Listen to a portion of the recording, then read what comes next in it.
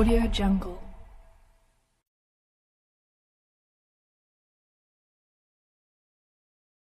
Minasan, konnichiwa, balik lagi di channel Mimin. Apa kabarnya kalian semua? Semoga kabarnya baik-baik saja. Di video kali ini, Mimin bakalan bacain alur cerita anime yang berjudul Dr. Stone season keempat part 2-nya.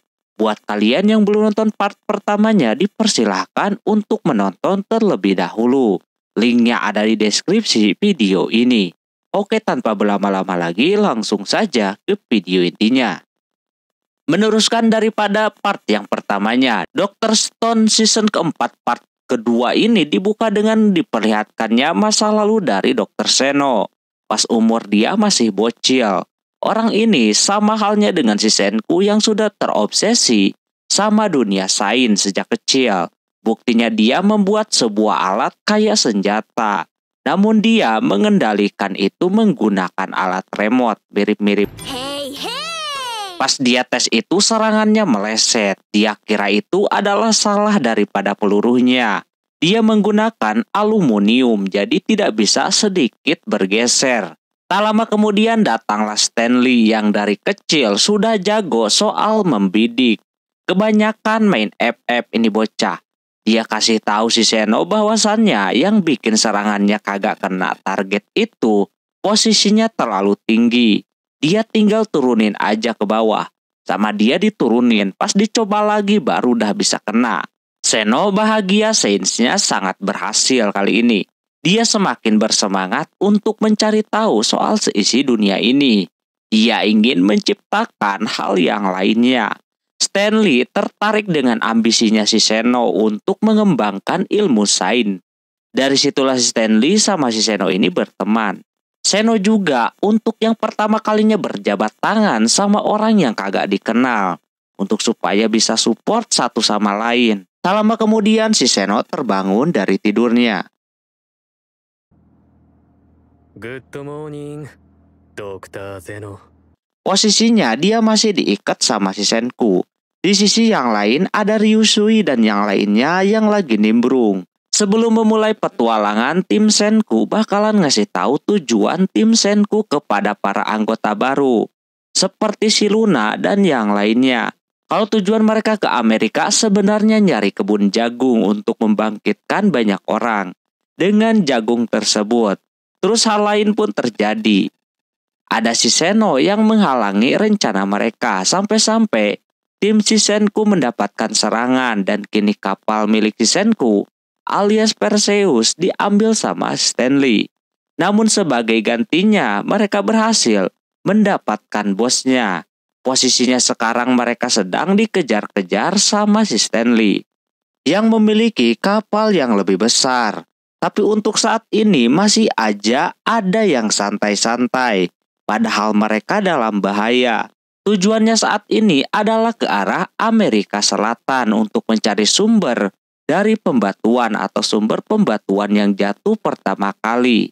Di sana si Senku mendengar teori daripada si Seno soal pencahayaan tersebut. Alhasil Senku memberikan kesempatan kepada si Dr. Seno untuk tukar pikiran. Soal energi pencahayaan tersebut, ini akan menjadi semakin kuat kalau pemikiran keduanya disatukan. Di sisi yang lain Stanley beserta yang lain sudah mau bersiap berangkat mengejar si Senku. Mereka juga sudah membawa bahan bakar untuk persiapan ini kapal. Sementara itu si Nikki beserta yang lainnya udah mau dikirim ke tempatnya si Seno untuk menjalankan rencana mereka, yakni membuat sebuah kota bernama Corn City yang sebelumnya sudah disetujui sama si Brody. Cuma Kinro tidak melihat keberadaan si Ginro. Ada di mana gitu kan. Tak lama setelah itu muncullah Matsukaze yang terluka sangat berat. Dia tadi berusaha untuk melindungi si Ginro biar tidak ketahuan musuh. Dia mempunyai misi untuk menjadikan mata-mata di dalam kapal Perseus. Bawahan si Stanley sudah mau menyerangnya, tapi Nikki udah ada kesepakatan untuk tidak menyakiti siapapun. Karena Matsukaze terluka, Yujuriha ingin mendapatkan perawatan. Alhasil si Matsukaze dibawa ke kapal Perseus. Di sana, ia mau sekalian menyusup untuk bertemu dengan si Ginro, yang kebetulan orangnya sedang bersembunyi di gudang sana. Ginro tidak tahu mesti ngapain diem-diem di sana. Hingga tak lama Matsukaze ke dalam sana untuk melihat kondisi si Ginro bagaimana. Namun, dikala dia mengkhawatirkannya, Matsukaze lukanya semakin parah. Lalu dia pun tergeletak. Ginro kagak bisa apa-apa. Sampai pada akhirnya para penjaga pada masuk ke dalam untuk menginterogasi si Matsukaze. Sementara si Ginro masih tetap mengumpat. Stanley pengen tahu tujuan daripada si Senku sekarang kemana gitu kan. Kalau dia tidak memberitahunya, nyawanya akan terancam. Di sana Matsukaze tidak memberitahu informasi tersebut. Dia rela mati kalau soal ini, asalkan rencananya tidak bocor. Matsukaze sudah bersiap menjalani hukuman. Sampai pada akhirnya karena Ginro tidak tega melihat Matsukaze begitu, dia pun malah keluar dan ngasih tahu kalau Senku dan kawan-kawan mau ke Amerika Selatan. Padahal senjata yang dia pegang itu adalah bohongan. Matsukaze auto lemas dan ketahuan pula rencananya. Tapi dia seperti agak santai gitu. Lalu Stanley pun mulai OTW menyusul si Senku dan yang lainnya. Di sisi lain Senku sedang berbincang dengan si Seno pasal gimana caranya benda pembatuan itu bisa menyebar dan lain-lain. Sebenarnya di episode pertama ini aku rada tidak mengerti soal perhitungan kedua orang ini. Kedua orang ini berusaha untuk mencari tahu kira-kira di mana awal mulanya alat pembatuan itu muncul. Yang kemungkinan itu akan menjadi tempat yang berharga untuk mereka. Si Seno sudah menyadari bahwa astronot yang dikirim pada waktu itu selamat. Salah satunya adalah bapaknya si Senku. Ternyata berkat informasi yang diberikan bapaknya menjadikan sebuah petunjuk keduanya untuk mengetahui lebih dalam lagi soal alat pembatuan alias Medusa. Apalagi sekarang Senku dan Seno udah mau bekerja sama untuk memecahkan masalah ini bersama-sama. Sementara itu yang lainnya lagi pada di atas lagi minum teh bareng. Padahal situasinya saat ini mereka lagi tidak aman. Di tengah itu si Chrome kelihatan gugup kata yang lain. Cuma dia merasa kagak seperti itu. Peran Choice yang mau menyimpan tehnya langsung diambil sama si Chrome. Dan dia mau simpan sendiri. Nampak dia melakukan itu karena ada maunya doang. Yang dimana dia masuk ke ruangan yang di dalamnya ada si Senku dan Seno yang sedang berdiskusi. Dia kaget ketika melihat keduanya malah sedang niup balon.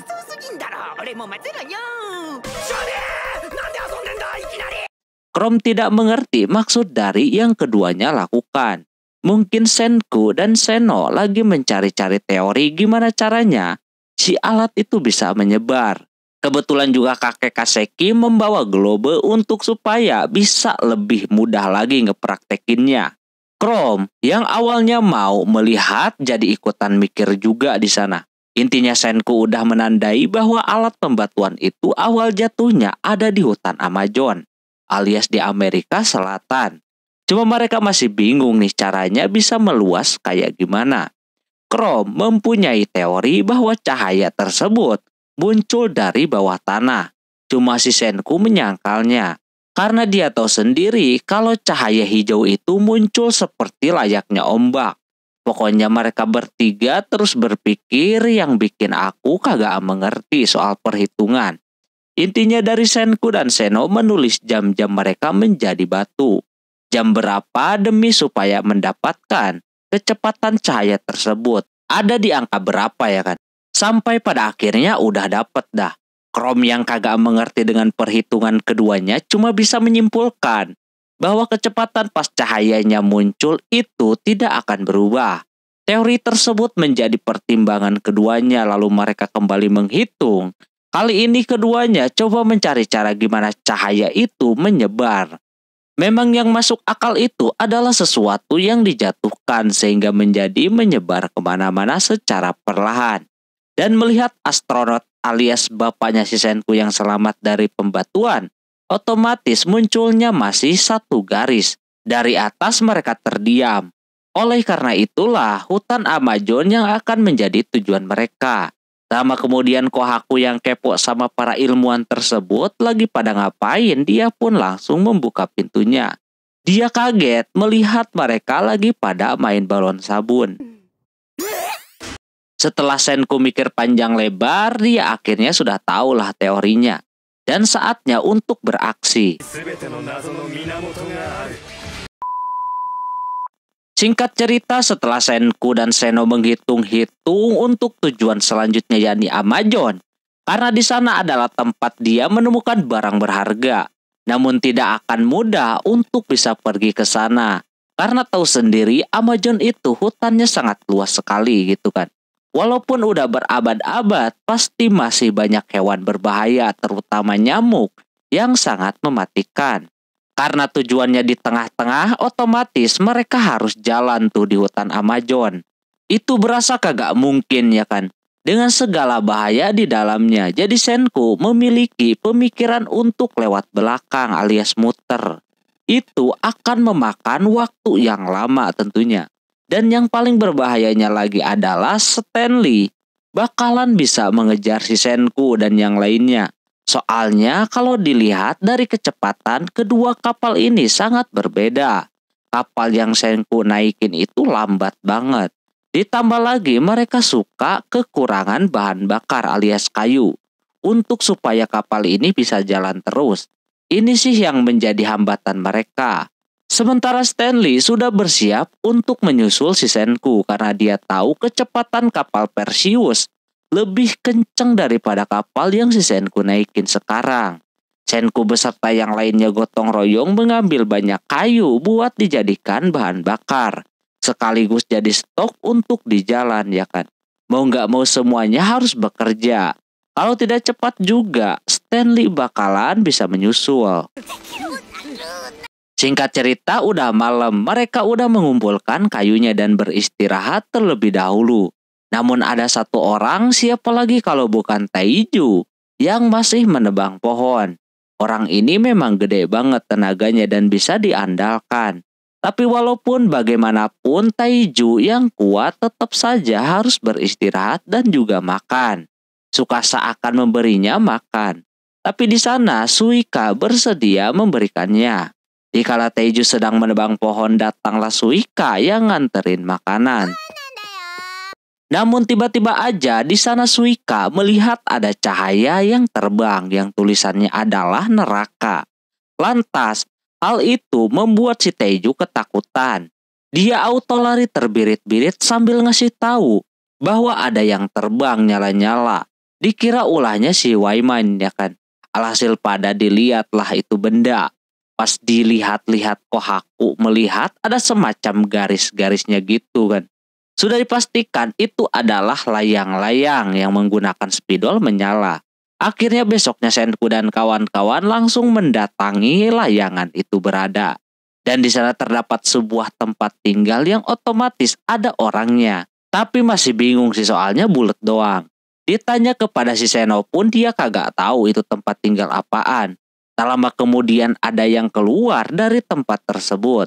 Orang-orang pada kaget gitu kan. Ada yang keluar menggunakan pakaian labu segala. Dan mukanya udah kayak zaman purba anjir. Suika yang melihat orang ini langsung ngeh. Kalau mimik mukanya seperti dirinya. Kalau tidak menggunakan helm. Otomatis ini anak matanya minus. Suika yang bertemu sama kembarannya auto mau memeluknya. Tapi karena rabun jadi meluk angin. Alhasil Senku pun membawanya ke kapal dan dibuatin lensa sama si Kaseki. Tidak lupa juga dia memberikan baju. Entah ini yang bikin baju labu siapa. Dia senang banget dibantuin sama si Senku dan yang lainnya. Tak lama kemudian si Seno baru ngeh sama ini anak. Kalau cewek ini adalah Dokter Chelsea. Dia pernah melihatnya sebelumnya. Ternyata pada saat acara perkumpulan ilmuwan itu dia datang ke sana. Chelsea juga mengingat si Seno. Sebelumnya dia pernah melihatnya sekali. Ini berkat si Senku mengirimkan berita soal burung. Menjadi batu jadi orang-orang pada penasaran dengan pertemuan yang Seno bikin. Sekarang Chelsea menceritakan bagaimana dia terkena pembatuan dan kenapa bisa bangkit kembali. Dia tentunya terkena sinar pembatuan itu. Tempatnya sama seperti si Seno. Nah, cuma bedanya dia bangkitnya setelah 3 tahun si Seno bangkit. Dia bangkit entah gara-gara apaan. Intinya dia tersadar di sekelilingnya banyak sekali buah labu. Jadi dia bikin baju dari sana dan mulai berpetualang. Seno menanyakan kenapa dia tidak ke tempat dirinya gitu kan. Si Chelsea yang rabun atau entah mengapa dia salah jalan, jadinya dia nyasar sendirian. Bikin layangan dan spidol itu pun dia sendiri. Ternyata tulisannya itu bukanlah help melainkan help. Artinya meminta bantuan. Sekarang dia udah dibantuin jadi dia bersyukur banget. Seno memberitahu kalau sekarang mereka dikasih rejeki. Yang dimana si Chelsea ini adalah jagonya geografis. Mungkin dia bisa menunjukkan jalan yang terbaik menuju ke tempat tujuannya yakni Amazon. Dia ingin tahu solusi yang tepatnya mesti gimana. Si Chelsea di sana memberitahu cuma ada satu jalan yakni lewat Ekuador di bagian utaranya. Nanti mereka jalan menuju sungai Amazon. Dan di sanalah mereka bisa langsung ke tempat tujuan. Cuma masalahnya adalah mereka tidak mungkin ke hutan itu cuma modal jalan. Minimal kata si Chelsea harus naik off-road. Atau paling minimalnya banget adalah naik motor. Karena belum mempunyainya jadinya Senku langsung mau bikin gebrakan yakni bikin motor. Seperti biasa si Gen udah pesimis duluan ya kan. Sudah saatnya rencananya akan dijalankan. Senku membutuhkan banyak bahan-bahan untuk membuat motor. Setelahnya Kaseki sangat bahagia karena dia akan mengerjakan proyek selama perjalanan ini. Terus Gen menceritakan perjalanan dan tujuan si Senku ini apaan. Intinya dia menjelaskan kalau timnya sedang mencari soal misteri alat pembatuan itu berada. Makanya mereka keliling dunia untuk mencari bahan untuk bisa menuju ke luar angkasa. Sekarang mereka mau ke Amazon itu karena ada barang-barang berharga di sana. Chelsea sangat senang dengan mereka karena pinter-pinter. Dan juga dia senang sama petualangan kayak begini. Yoga memberitahu kalau semisal Stanley dan Seno bisa mendapatkan alat pembatuan itu lebih dulu, mereka akan dalam bahaya jadi harus hati-hati. Jadi harus cepat-cepat sebelum Stanley mencurinya. Di sana Chelsea agak tidak suka dengan si Seno karena tujuan dia tidak sejalan dengan si Senku. Walaupun Seno ngajakin kerjasama menguasai dunia, si Chelsea kagak mau, dia lebih baik masuk ke timnya si Senku. Ini jadi tambahan yang bagus ya kan. Apalagi Chelsea ini jago dalam soal geografis. Suika yang memiliki sifat yang sama seperti si Chelsea berasa kalah. Sekarang bahan yang diperlukan untuk membuat motor yang pertama yaitu Senku membutuhkan pohon karet untuk membuat ban motor. Cuma katanya Seno yang tinggal di Amerika saja kesulitan menemukan pohon karet tersebut. Jadi dia harus mencari alternatif. Seperti Senku dan Seno sudah memikirkannya harus membutuhkan apaan. Cuma di sana si Chelsea yang jago akan ngasih tahu di mana tempat pohon karet itu berada. Tepatnya berada di Amerika di bagian tengahnya katanya. Sebenarnya mereka bisa mencari kemana-mana, namun masalahnya cuma satu. Saat ini Stanley sedang mengikutinya. Kapal dia lebih cepat dibandingkan kapalnya. Ini otomatis bakalan gampang kekejar. Tak lama setelah itu beneran si Ukyo mendeteksi adanya gelombang radio yang merespon keberadaannya.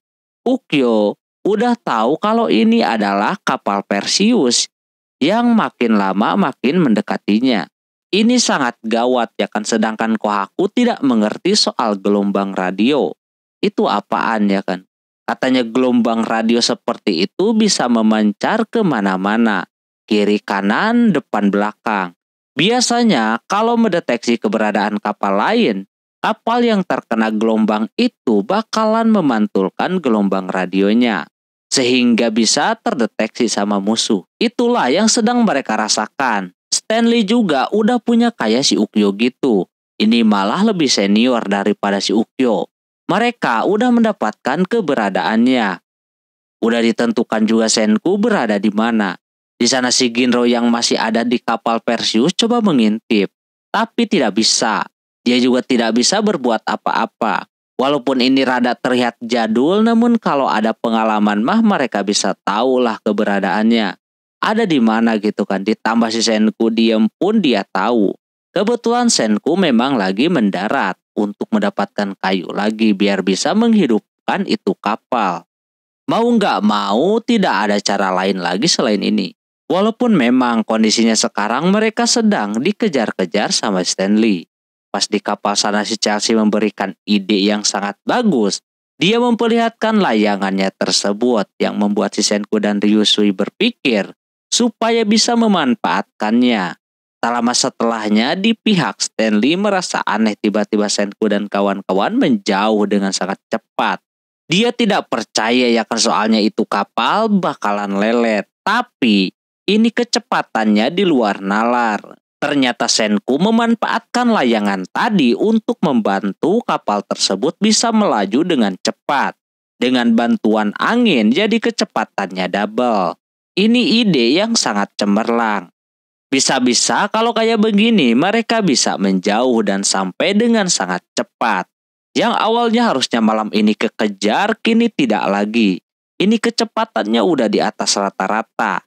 Dengan bantuan Ryusui sang bajak laut dan tim kekuatan, tim ini menjadi lebih stabil.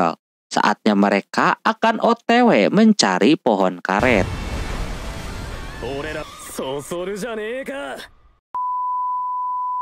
Setelah sebelumnya Senku berhasil menemukan cara supaya kapalnya berjalan dengan cepat, kali ini mereka semuanya tinggal OTW menuju ke tempat tujuan. Untuk mendapatkan pohon karet guna bisa membuat banyak motor. Chelsea sudah tahu letak di mana karet itu berada, namun masalahnya sekarang sangatlah membagongkan. Mereka sedang dalam pengejaran Stanley. Yang mau nggak mau Senku harus mencari cara biar bisa ke sana dengan cepat. Kalau tidak maka kejadian sebelumnya bakalan terjadi, apalagi Stanley mempunyai cara lain untuk mendekatinya, yakni menggunakan pesawat yang dia punya. Senku juga berpikir demikian, terus mereka menanyakan kepada si Ukyo apakah dia bisa mengalihkan perhatian musuh menggunakan radarnya. Namun kata Ukyo tidak bakalan bisa, ditambah lagi musuh sekarang sangatlah piawai sekali dalam hal mendengarkan radar. Maka dari itu Ukyo rada sedikit was-was di sana. Chelsea yang jago dalam geografis mempunyai cara lain yaitu motong jalan lewat terusan Panama. Nah di dalam peta di sana tidak bisa gitu kan tertutup sama hutan. Namun kata si Prancoy sekitar abad 20, mereka memotong itu hutan biar bisa lebih efisien untuk mencapai Ekuador. Kalau kagak dipotong mereka harus muternya jauh. Nah pertanyaannya sekarang apakah lintasan itu masih bisa dilewatin atau kagak? Chelsea rada pesimis akan hal itu. Terlebih mereka udah hidup lama banget. Pasti itu jalan udah ketutup sama reruntuhan. Maka dari itu Senku mempunyai ide untuk membuat 2 kapal. Supaya bisa melampaui kejaran si Stanley. Itu ide yang bagus namun sangat mustahil. Mereka harus berpisah di tempat seperti itu. Terlebih kapalnya cuma ada 1 doang. Maka dari itu Senku mengambil langkah cepat dengan menggunakan mobil sains punyanya. Yang ditempelin banyak barang-barang dapur dan juga berbahan besi yang lainnya. Kata si Ukyo biar kelihatan kapal dan bisa terdeteksi melalui radar. Itu ide yang sangat bagus, namun si kakek Kaseki menangis. Banyak barang-barangnya di dalam sana. Namun kata Senku semua barang sainsnya semuanya sudah dikeluarin. Itu tinggal mobilnya doang yang udah di-autopilotin. Tetap aja ya kan tim mobil sains merasa sedih karena mobil tersebut berjasa banget bagi mereka. Ya gimana lagi ya kan kondisinya sekarang lagi kegencet. Sekarang Senku sebenarnya tinggal menyerahkan semuanya kepada takdir. Dia saat ini menuju jalan yang muter. Otomatis kalau semisal Stanley ngejar keterusan Panama dan jalannya masih bisa dilewati, wah udah, mereka bakalan terkejar. Di sisi yang lain, setelah pelepasan mobil tersebut, dia ngedeteksi auto langsung menyadarinya bahwa ada satu kapal lagi yang menuju ke terusan Panama. Lantas mereka agak sedikit terkejut ya kan. Dan sekarang mereka dibuat kebingungan harus mengejar yang mana. Mereka juga bertanya-tanya, apa mungkin terusan Panama masih ada gitu kan. Maka dari itu, si Stanley yang merasa tertantang suruh mengikuti ke arah terusan Panama saja. Setelah mungkin beberapa waktu, aku juga nggak tahu, Senku berhasil menemukan tempat yang banyak pohon karetnya. Ini penemuan yang istimewa gitu kan. Terus dia memberitahu cara untuk mendapatkan getahnya bagaimana. Cukup disayat saja di bagian pohon dan mereka tinggal menaruh wadah di pohonnya tersebut. Warga-warga yang lain merasa kalau ini udah menjadi kebiasaan mereka gitu kan di desa Ishigami. Ngambil karet macam ini. Dikala sedang pada sibuk ngambilin getahnya, si Seno ditawarin untuk ikutan berpartisipasi juga. Namun dia bertanya balik apa tidak apa-apa, dia memberikan senjata kepada musuhnya gitu kan. Si Gen kagak masalah, dia mengerti kalau si Seno ini mirip dengan si Senku. Yang gatel banget kalau kagak ikutan soal masalah sains. Dan hal itu pun beneran terjadi. Seno ikutan berpartisipasi. Setelah mendapatkan getah yang banyak sama si Senku dimasukin ke dalam gentong. Habis itu dia campur sama cuka dan juga cairan belerang lalu dia keringkan. Setelah dia keringkan getah tersebut sudah keras dan udah bisa dia bentuk dan lain-lain. Habis itu getah itu pun diangkut ke dalam. Di atas kapal sana si Kaseki dan Chrome mainin itu getah yang udah menjadi karet. Katanya sangat elastis dan juga kuat sehingga ditarik macam ini kagak putus. Gen memberitahunya untuk hati-hati karena kalau kagak bisa makan korban. Bener aja si Kaseki melepaskan itu karet sehingga si Chrome terpental. Chrome masih kagum dengan itu karet. Yang lainnya pun seperti si Kohaku dan yang lainnya merasa sangat menikmati kalau karet macam itu bisa dimainin. Memang zaman dulu juga kayak begitu, bahkan karet itu diperkenalkan kepada orang kaya pada waktu itu untuk dijadikan sebuah mainan. Setelahnya Senku memproses karet tadi supaya menjadi ban motor dengan bantuan si Taiju tentunya. Dia gosrek-gosrek menggunakan batang besi sehingga karet itu berubah warna menjadi warna hitam. Bisa berubah menjadi hitam karena sudah ada campuran cairan belerang tadi dan mungkin bahan yang lainnya. Habis itu setelah menjadi hitam, Senku kasih tekstur yang dia buat sendiri. Biar bisa di jalan tanah dan tidak licin gitu kan. Si Seno juga berperan di sana, membantu dalam pembuatan itu ban motor. Mereka merasa aneh dengan sikap si Seno yang kayak begitu. Seno kasihan saja sama timnya si Senku. Takutnya dia kena serang ya kan. Apalagi posisinya sekarang mereka kudu serba cepat. Habis semuanya dikasih tekstur, kini Senku rakit bannya menjadi bulat layaknya ban. Lalu dia sedikit panaskan. Setelah berbentuk, dia pasang peleknya. Entah itu pelek dari mana ya guys ya, yang pasti udah ada. Dan yang parahnya lagi, Taiju mau meniup ban tersebut menggunakan mulut. Tentu kagak bakalan bisa. Ujungnya pakai pompaan juga dan sekarang ban motor pun sudah mereka dapatkan. Supaya bisa menerobos medan tanah. Sekarang malah si Kohaku dan Chrome menaiki itu ban alias dimainin lah gitu. Menurut Kohaku ban itu beda seperti apa yang mereka buat sebelumnya. Yang mereka buat untuk ban mobil sains waktu itu. Ini tentunya bakalan lebih memadai buat jalan-jalan yang tidak rata. Tak lama kemudian karena waktunya kagak banyak lagi, kakek Kaseki langsung bertindak. Dirinya udah mau membongkar kapal tersebut biar lebih efisien. Mereka kagak tahu lagi nanti bisa kesusul sama Stanley kapan. Intinya mereka harus lebih cepat. Hingga akhirnya si Senku dan yang lainnya akhirnya bisa mendarat di Ekuador. Terlihat udah macam gurun di sana. Namun ini sangat bagus biar perjalanan mereka lebih lancar lagi. Waktunya tidak banyak. Kalau Stanley menyerang menggunakan kapal bisa habis mereka. Sekarang timnya yang sedang ngejar ke arah terusan Panama. Kini sudah kelihatan mobil sainsnya. Karena tahu itu tanpa awak, sama si Stanley langsung ditembak. Lalu menyuruh bawahannya untuk ke arah selatan dengan kecepatan penuh. Di sisi lain, si Senku pun mengajak yang lain untuk ready dan menghancurkan kapalnya. Karena kagak ada lagi bahan-bahan untuk membantu mereka bisa membuat motor tersebut. Namun masih ada yang bingung bagaimana mereka bisa menggerakkan motornya. Apalagi si Senku pengen bikin satu motor NMAX sama 5 motor Beat. Energinya dari mana gitu kan? Si Senku udah nyiapin tabung buat menyediakannya energi. Dia akan bikin seperti kapal yang dimana kapal itu bisa bergerak dengan bantuan kayu bakar. Itu pun bakalan sama juga dan kebetulan juga ada 6 mesin yang bisa mereka pakai untuk ke-6 motornya. Jadi pas.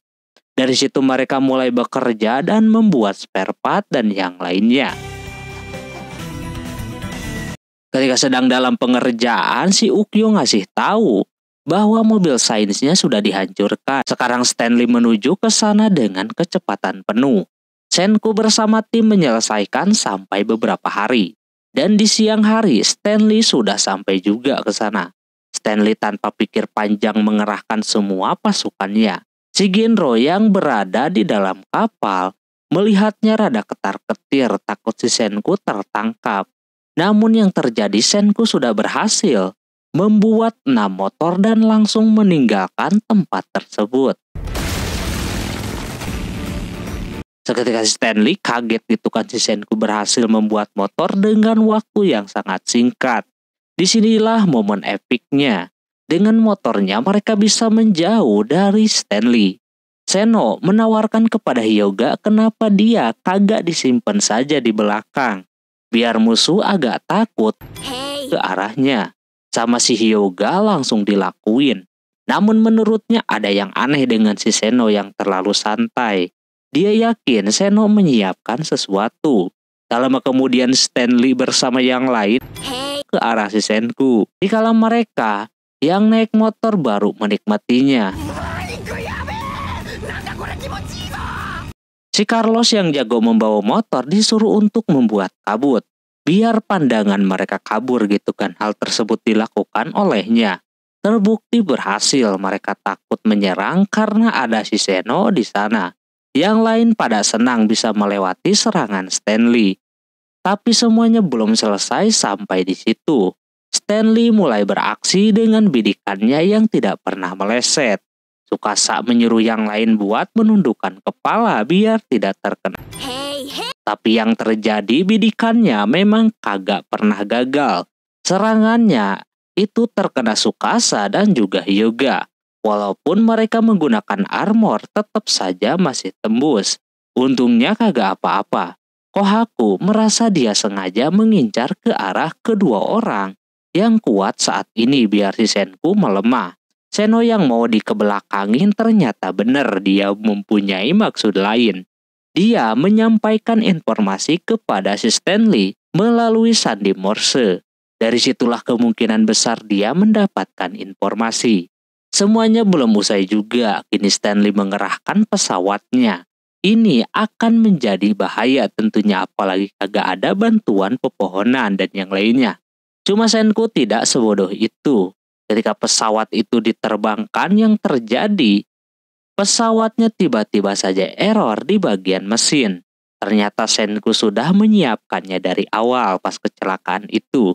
Senku memberikan air gula kepada mesinnya sehingga otomatis mesinnya bakalan hancur. Setelah pesawat itu hancur, Stanley kagak bisa berbuat apa-apa lagi ya kan. Senku rada sedikit aman untuk bisa nyampe ke hutan Amazon.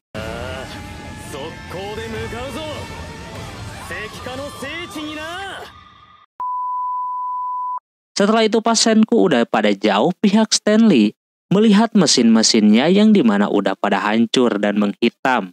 Kata si Brody hal tersebut wajar saja kalau terkena air gula bakalan demikian. Stanley menyuruhnya untuk memperbaikinya yang akan dipandu langsung sama si Brody yang ada di tempat yang lain. Mereka bersedia sementara ini percakapan di antara si Brody dan Stanley bisa kedengeran sama si Senku. Jadi ini keuntungan untuknya. Dia juga sekarang akan bekerja sama jarak jauh sama si Nikki yang kini sedang bersama si Brody. Dia menyuruh si Luna buat mengambil Medusa yang sebelumnya menjadi umpannya si Senku buat bisa kabur dari Stanley. Karena airnya damai, otomatis alatnya kagak bakalan ke bawah air. Bener saja si Luna langsung bisa menemukan itu Medusa. Habis itu Medusa itu pun dikemarkasin. Nah disinilah Nikki bernegosiasi lagi sama si Brody. Bahwa jelas dari awal niat mereka adalah menghidupkan banyak orang. Jadi karena dia belum tahu orang yang dihidupkan nanti bakalan dalam keadaan sehat atau kagak, maka dengan alat Medusa mungkin bisa membantu. Sekarang dia mau memperbaiki itu alat sama orang yang mengerti. Si Brody rada setuju, tapi dia agak sedikit curiga juga dengan pergerakan si Nikki. Dia masih hati-hati. Si Brody di situ setujuin aja, tapi bakalan terus dia pantau. Nikki yang melihat alat Medusa itu sudah agak sedikit pecah karena tembakan dari Stanley. Di sana magma, malah barbar-anjir mau memecahkan alat Medusa tersebut. Tentu Nikki sangat parah. Dia digencet kayak begitu sampai mau meninggoy. Nikki berharap langkah dia kagak salah gitu kan. Perjalanan Senku menuju ke Medusa yang asli sebenarnya kagak diketahui oleh pihak musuh. Soalnya itulah senjata terakhir si Senku untuk mengalahkan si Stanley. Maka dari itu dia harus cepat-cepat nyampe ke sana. Nanti mau hidup atau kagak itu alat. Yang pasti kalau dia dapatkan ada nyawa untuknya biar dia bisa melawan si Stanley. Di sana si Senku istirahat terlebih dahulu sambil berkomunikasi dengan si Nikki terkait Medusa itu sendiri. Mereka lagi mencari orang di Amerika yang mengerti soal ngerakit jam. Memang ada di Amerika yang mempunyai merek jam terkenal yakni Rolex. Si Ryusui yang anak orang kaya tahu titiknya ada di mana. Kalau dulu Rolex itu posisinya ada di dekat bandara katanya. Seketika Carlos yang aslinya orang Amerika saja baru tahu. Yang jadi masalah ialah ngasih taunya ke sana gimana gitu kan. Tempat sama si Chelsea dibikinin tuh petanya. Memang sih berhasil, tapi caranya gimana mengirimkan itu peta kepada si Nikki dan juga yang lainnya. Sebenarnya ada satu cara, yakni mengirimkan secara manual atau disebutnya mengirim fax. Atau ngirim gambar tapi menggunakan suara doang. Senku menggambar banyak kotak-kotak di sana lalu dia menyuruh si Gen untuk mengirimkan sandi Morse kepada si Yujuriha. Biar mereka pun menggambar dengan arahan sandi Morse si Senku. Udah di luar nalar banget menurutku, bahkan sampai semalaman mereka kayak begitu dan paginya akhirnya selesai. Gambarnya luar biasa detail dan itulah yang menjadi acuan mereka untuk bisa menemukan Rolex berada. Nikki bersama yang lain auto ke sana tapi tetap saja dalam penjagaan anak buahnya si Brody. Awalnya dia menemukan satu cewek. Yang itu salah, namun ada satu orang lagi yang lebih paham. Pas dibangkitkan orang ini kaget baru bangun lagi, apalagi di depannya banyak perempuan, auto malu dah. Setelah membangkitkannya, mereka berdua dibawa ke markasnya si Brody. Orang ini bernama Jul yang jago ngerakit jam katanya. Brody langsung memintanya untuk memperbaiki barang Medusa tersebut. Cuma si Jul terlihat dingin banget kalau ngomong sama laki-laki. Brody coba halus ya kan ngomongnya. Dia sama aja kayak gitu, kecuali pas sama si Yujuriha. Baru dah orang ini malu-malu. Sudah dipastikan memang Jul ini dinginnya sama laki-laki doang. Diajakin ngobrol sama Shio malah balik lagi ke setelan pabrik. Jam yang dia pakai masih utuh yang bikin Yujuriha kagum melihatnya. Habis itu dia mau melihat alat medusanya tersebut. Pas dilihat sama si Jul, dia merasa kalau ini teknologinya tidak seperti abad ke-21. Memang jauh ya kan dari abad 21, maka dari itu dia ingin fokus dulu, jangan ada orang yang mengganggunya. Kalau ada, dia akan menghabisinya. Dia mengerjakan dengan sangat detail banget. Namun masih belum bisa juga. Jadi dia mencari komponen yang lain. Di sana terdapat seperti berlian gitu yang dimana itu kayak jantung. Atau mungkin baterai ya. Karena agak sedikit kotor sama si Jul diangkat itu berlian lalu dipasangkan lagi. Terlihat alatnya menjadi bisa lagi. Dia sebelumnya dikasih tahu sama si Nikki untuk tidak ngomong apa-apa kalau itu bisa lagi. Soalnya ngaktifinnya menggunakan suara. Namun ini bocah malah coba-coba auto menjadi batu dah dia. Untung saja masih ada cairannya dan alat itu kembali menjadi tidak aktif.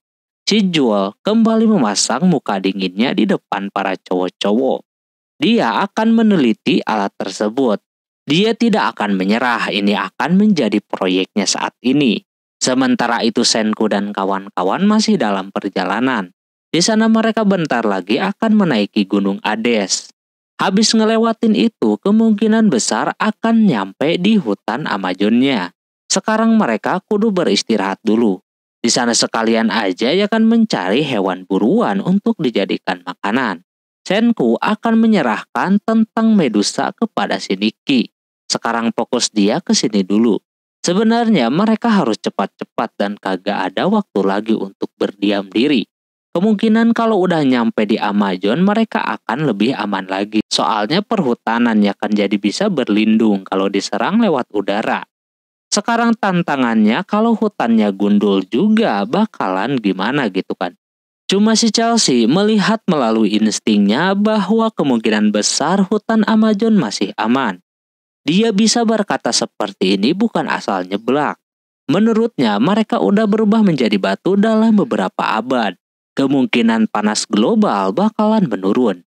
Maka dari itu kata si Ryusui, di laut Ekuador airnya terasa dingin. Jepang yang biasanya saljunya suka lebat, ini biasa aja. Terus air yang dingin tadi tidak bisa membuat menjadi air hujan. Maka di daerah itu hutannya menjadi gundul. Tapi Chelsea yakin Amazon yang terkenal luas kemungkinan besar masih banyak tumbuhannya layaknya hutan. Sebelum perjalanan ini dimulai kembali, si Chelsea pengen naik motor kali ini lebih seimbang lagi. Soalnya kemarin mereka random banget ya kan naik di mana aja. Chelsea belak-belakan nanyain soal berat badan kepada si Luna. Seketika dia kaget gitu kan ditanya kayak begitu. Katanya berat dia 90 pon yang otomatis itu 40 kg. Katanya masih terlihat kurus. Chelsea belum percaya akan hal itu. Kalau soal main keseimbangan dia cocok satu motor dengan si Senku. Si Chelsea yang dengar itu langsung menyimpulkan bahwa dirinya suka sama si Senku. Si Luna kepedean anjir. Katanya dia udah pacaran sama si Senku. Pengikutnya auto kagak percaya apalagi Kohaku. Kata dia pas di kapal Perseus dia ngajak pacaran. Namun si Senkunya sebenarnya nganggapnya yang lain. Dia pikir itu adalah pernikahan politik dan memanfaatkan dua pengikutnya itu biar bisa gabung dengan si Senku. Jadi dia iyain aja. Padahal kagak mau pacaran, cuma pengen pasukannya doang. Chelsea juga ngerti kalau itu bukanlah cinta. Terus Gen juga merasa si Chelsea bilang kayak begitu cuma mau mencairkan suasana biar rame. Padahal Chelsea sendiri memang punya niatan nanya kayak begitu. Terus Senku mengatakan kalau mereka pasti berat badannya pada naik, jadi dia bikinlah semacam timbangan begitu, yang kemungkinan bisa menjadi bahan pertimbangan untuk di motornya nanti. Sehabis ditimbang baru udah bisa dipisah-pisah sama siapa-siapanya dan mereka kembali meneruskan perjalanan buat menaiki pegunungan. Belum apa-apa mereka udah kesusahan ya kan. Karena tekstur ban yang kurang memadai dan juga tentunya kecepatannya yang kurang. Mereka kesulitan banget dan mulai putus asa. Kalau motornya bakalan mereka tinggalkan saja. Namun Senku kagak mau, dia harus membawa itu motor. Dia berencana untuk bisa melewati pegunungan Ades menggunakan kereta gantung. Lantas ini di luar nalar lagi dan pasti bakalan sulit. Apalagi di tempat kayak begitu dengan alat yang seadanya.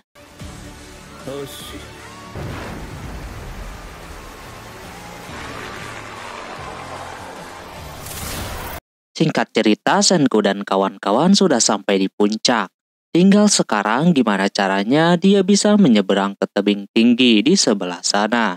Senku sudah memikirkan bahwa dia akan membuat kereta gantung supaya bisa ke tempat itu. Karena memang jauh banget kalau mau lompat kagak bakalan bisa. Kecuali si Kohaku ya kan. Cewek-cewek kuat banget.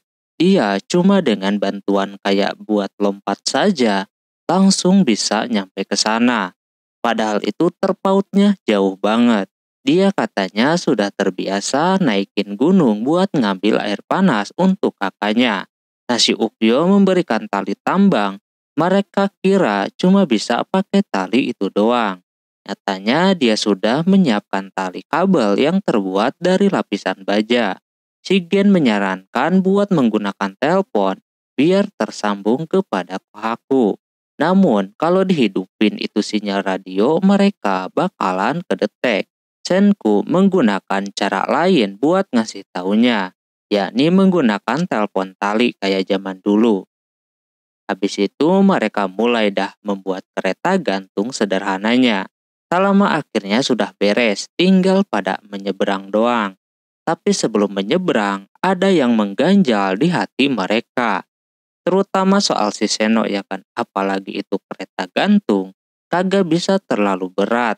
Kalau dengan hitungan Senku katanya maksimalnya 170 kiloan. Nah otomatis mereka harus berdua-berdua atau bisa juga 3 orang. Nah yang jadi masalah adalah mereka kudu benar-benar memastikan jangan sampai si Seno memanfaatkan kesempatan ini untuk kabur. Ditambah ada si Hyoga juga yang pada awalnya dia bukanlah orang baik. Dia takutnya bersekongkol dengan si Seno. Chelsea malah kagak percaya kalau Hyoga dulunya orang jahat. Sebenarnya banyak hal yang sudah terjadi yang membuat banyak yang bertobat termasuk Tsukasa juga sama. Walaupun Taiju sudah mendapatkan beratnya masing-masing orang tapi semuanya bukan masalah berat itu. Ini seperti teka-teki menyeberang sungai yang mana diibaratkan ada orang mempunyai ayam, rubah, dan juga jagung. Kalau bawa jagung duluan, ayam pasti habis. Maka caranya harus bawa dulu ayamnya. Terus bawa jagung, tapi ayamnya dibawa lagi. Terus membawa rubah, simpen ayam. Habis nyimpen rubah, barulah ayamnya dibawa lagi. Begitulah kira-kira. Lalu mereka mulai menyeberang dengan orang yang sudah ditentukan. Ujungnya Seno sama si Hyoga. Nah pas giliran Suika itu terdapat angin kencang sehingga dia terjatuh. Mau nggak mau Kohaku menolongnya. Yang di atas was-was soalnya kagak ada yang bisa gelut. Takutnya si Hyoga berkhianat gitu kan. Ternyata dia malah menolong si Kohaku naik ke atas sana. Setelahnya mereka pun berhasil melintas dengan selamat. Hutan Amazon sudah ada di depan mereka. Inilah kartu asnya mau melawan si Stanley menggunakan pesawat pun agak bakalan bisa dengan mudah menyerangnya. Sementara si Stanley pesawatnya sudah bisa diluncurkan kembali. Dia melihat kalau Senku sudah bisa berhasil masuk ke hutan Amazon. Cuma mereka kagak kehilangan jejak soalnya ada bekas jalan motor yang bisa mereka ikuti. Habis itu dia balik lagi ke kapal. Yang bisa baca radar bakalan tahu Senku pergi kemana. Apalagi Stanley ya kan yang seorang mantan tentara. Dia udah tahu Senku akan pergi kemana. Akhirnya mereka setidaknya bisa menjauh dari Stanley. Tapi entah kesusulnya bakalan kapan. Sebelum mereka masuk lebih dalam lagi, Senku harus bersiap-siap terlebih dahulu. Karena di sana banyak sekali hewan-hewan yang berbahaya. Maka dari itu, dia membuat sepatu bot biar rada aman ya kan. Mau jalan di air dimanapun tetap aman. Selanjutnya mereka mencari sesuatu untuk bisa dimakan. Terlihat Suika menemukan buah nangka yang banyak banget. Tentunya itu bisa dimakan. Sementara si Carlos malah ketemu ular yang sangat gede. Untung aja ada Tsukasa yang auto ketakutan dari ular dan langsung dimasak sama si Francois. Ketika sedang pada asik makan, Senku menanyakan hewan apakah yang terkuat di hutan ini. Mereka kira hewan yang berada di sana pada takut sama si Tsukasa. Tapi ternyata ada satu hewan yang sangat mematikan, yakni semut tentara. Tapi Senku malah mengambil itu semut untuk supaya bisa dijadikan sebagai minyak gitu. Mereka mikirnya udah pada aneh-aneh ya kan. Dikira mau diminum, ternyata cuma diolesin doang ke bagian tubuh. Biar hewan lain pada takut sama mereka. Habis itu mereka meneruskan kembali perjalanannya. Kali ini Senku dan kawan-kawan melewati sebuah sungai menggunakan nampan atau perahu sederhana gitulah. Sampai pada akhirnya sebentar lagi bakalan nyampe di tempat tujuan alat pembatuan. Sebelumnya si Crow mau mencari cara soal gimana nanti kalau terjadi sesuatu dengan alat medusanya kalau aktif. Soalnya itu kan pusatnya gitu kan.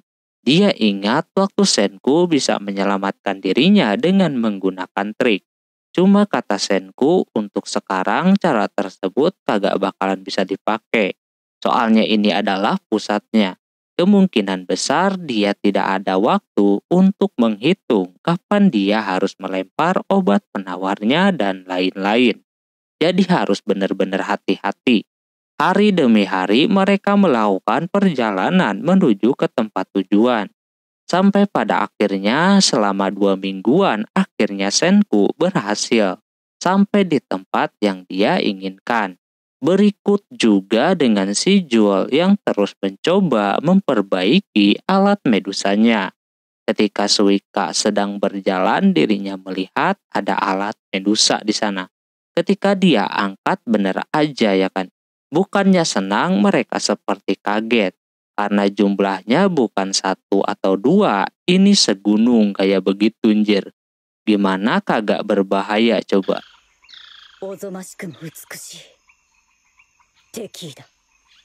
Kembali kepada Stanley dan yang lainnya, terlihat Ginro agak tahu nih si Senku pergi ke arah mana dan selamat atau kagak.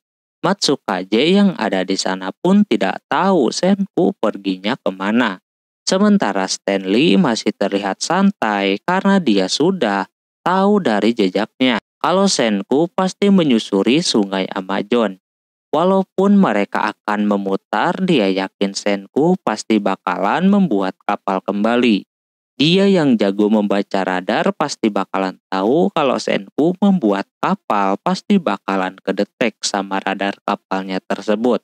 Sementara Senkunya masih pada syok melihat barang medusa sebanyak itu. Senku cobain ya kan. Ternyata kagak ada baterainya alias pada mati semua.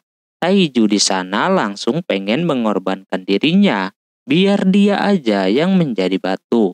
Dia cobain dah tuh diem deket medusanya sambil ngeaktifin. Tapi kagak ada satupun alat yang masih aktif. Itu berarti memang udah pada habis baterainya. Lagian udah lama juga ya kan. Seno juga berpikiran bahwa alat ini sengaja jatuh seperti hujan dan jatuh di tempat tersebut yang menjadi pusatnya. Dikala sedang pada ngeliatin bendanya, si Gen merasa kalau si Seno mengambil satu alat medusa di tangan kirinya.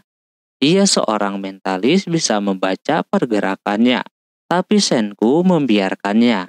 Selagi mereka awasi, dia kagak bakalan bisa melakukan apa-apa. Sekarang mah dia minta bantuan otaknya si Seno saja buat mecahin ini medusa. Dengan banyaknya ini alat tentu membuat si Senku untung besar. Soalnya dia bisa menguji atau mencari tahu soal daleman daripada alat tersebut. Ditambah buat membantu yang ada di tempatnya si Bob. Soalnya kan lagi memperbaiki benda itu juga. Ini akan semakin menarik dan ini salah satu kesenangan para anak sains. Setelah itu selesai dengan urusan medusa, Senku buru-buru membuat kapal yang baru. Kali ini, dia membuat kapal yang berbeda dari yang sebelumnya, yang dimana awalnya membuat si Gen aneh dengan bentuknya. Ternyata Senku sudah menyadari dari awal kalau musuh mungkin akan bisa mendeteksi keberadaan mereka lewat radar. Nah, Senku mau bikin kapal siluman yang akan menangkis sinyal radar biar kagak ketahuan sama musuh keberadaannya. Ini adalah ide yang bagus gitu kan.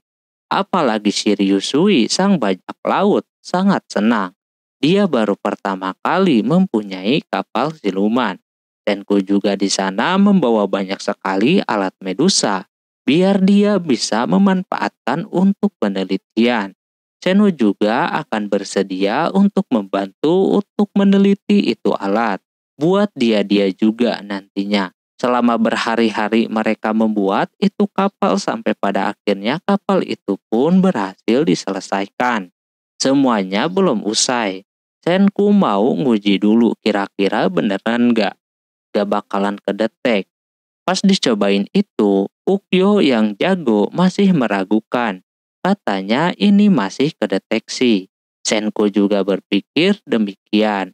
Karena kagak mungkin bakalan sempurna seperti bikinan aslinya. Namun di sana si Krom berpikir kemana-mana. Yang dimana dia berpikir soal alat Medusa yang jauh. Abad 21 kan udah lumayan canggih. Apalagi ada NASA. Masa kagak kedeteksi alat Medusa tersebut jatuh. Lantas Senku sama Seno baru menyadari kalau kemungkinan di dalamnya terdapat peredamnya, sehingga tidak bisa kedeteksi. Nah, Krom berpikir kenapa kagak ditempelin aja itu alat di kapalnya ya kan, biar kagak kedeteksi. Lantas itu ide yang sangat cemerlang. Alhasil kapal itu pun dilapisi sama alat pembatuan yang kemungkinan bakalan nangkis semua sinyal. Seno merasa ini sangat menarik. Habis itu perjalanan mereka masih berlanjut. Sambil menunggu sampai ke tempat tujuan, Senku akan mencari tahu soal Medusa ini. Dia udah membawa banyak sampel untuk bisa ia teliti bagian-bagian dalam dahi Medusa. Dia tidak akan sendirian. Senku akan dibantu sama si Seno juga. Disclaimer dulu, Seno di sana mengatakan bahwa kalau ada penemuan yang Senku nggak tahu, Seno kagak bakalan ngasih tahu dia. Senku kagak masalah akan hal itu. Lalu mereka berdua mulai bekerja dan melepas-lepaskan komponen Medusanya. Nampak memang rumit banget. Si Jul yang udah pro aja masih kesulitan ya kan. Terus di sana mereka mendapatkan pencerahan, yakni ada sebuah kayak baterainya yang kemungkinan itulah penyebab daripada Medusa itu tidak aktif lagi. Setelah dilihat-lihat, katanya di dalamnya terdapat berliannya. Kalau masih utuh, kemungkinan masih bisa dipakai. Yang sekarang mereka dapatkan udah mehong alias hitam. Walaupun luarnya bagus, tapi kalau berliannya udah kagak utuh, kagak bakalan aktif. Maka dari itu, Senku coba berpikir kembali. Karena memang banyak faktor yang bikin dia kagak menyala.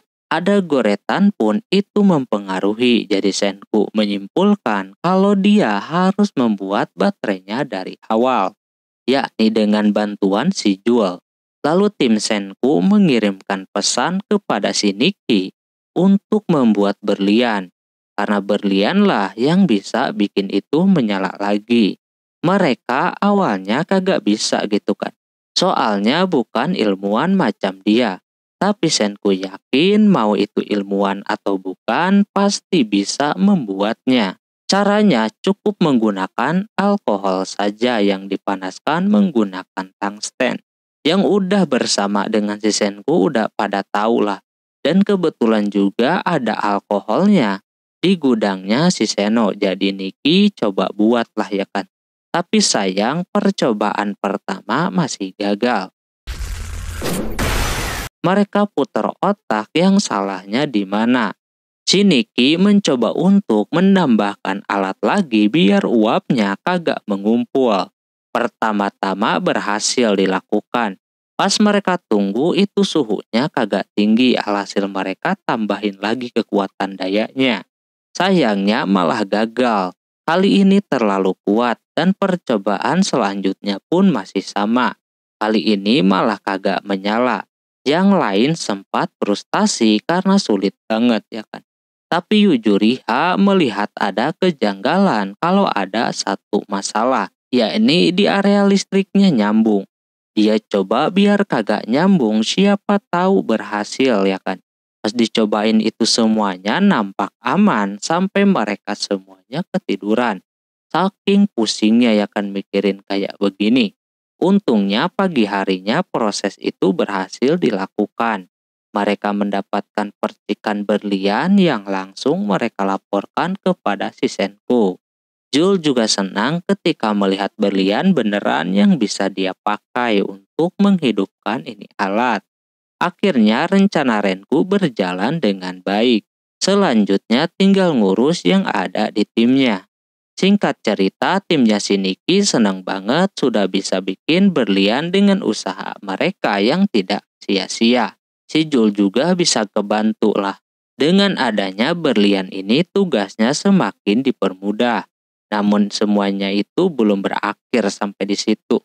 Timnya si Niki harus mencari berlian yang asli.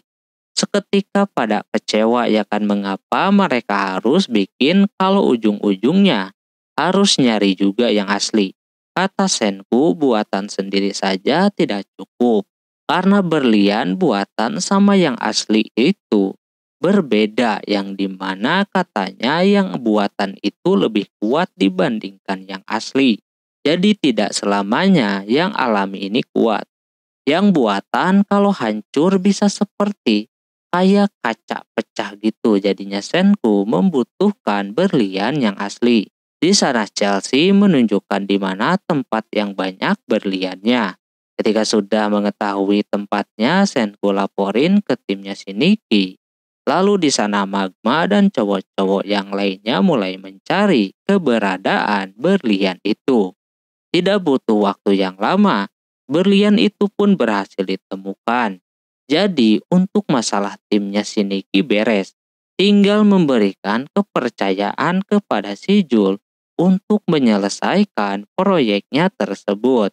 Senku menyampaikan kepada timnya si Niki kalau ini adalah yang terakhir kalinya mereka akan berkomunikasi. Sisanya dia tinggal menunggu kabar bagaimana cara membuat baterainya. Sekarang udah bahaya kalau masih menggunakan sinyal, takutnya ketahuan sama si Stanley.